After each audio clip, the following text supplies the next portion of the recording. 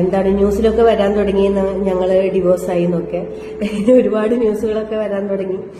അടുത്തിടെയായിരുന്നു Chris വേണുഗോപാലും ദിവ്യ ശ്രീധറും വിവാഹിതരായത്. ഡിപ്രഷനെ അതിജീവിച്ച് മുന്നേറുന്നതിനിടയിലായിരുന്നു ദിവ്യ ക്രിസുമായി അടുക്കുന്നത്. പത്തനംതിട്ട പരമ്പരയുടെ ഷൂട്ടിനിടയിൽ കണ്ടിരുന്നുവെങ്കിലും അന്ന് സംസാരിച്ചിട്ടൊന്നുമില്ലായിരുന്നു.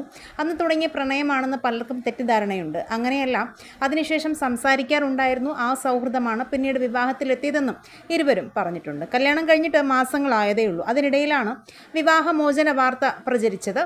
പുതിയ വീഡിയോയിലൂടെ അതേക്കുറിച്ചും ദിവ്യയും ക്രിസും പറഞ്ഞിരുന്നു.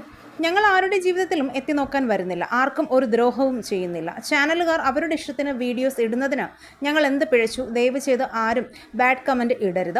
ഇഷ്ടമില്ലെങ്കിൽ കാണണ്ട, അത്രയേ ഉള്ളൂ. ഞങ്ങളെ ഇഷ്ടപ്പെടുന്ന ഒത്തിരി നല്ല ആൾക്കാരുണ്ട്. അവരോടൊക്കെ ഒത്തിരി സ്നേഹവും നന്ദിയും മാത്രമെന്നായിരുന്നു ദിവ്യ പറഞ്ഞത്.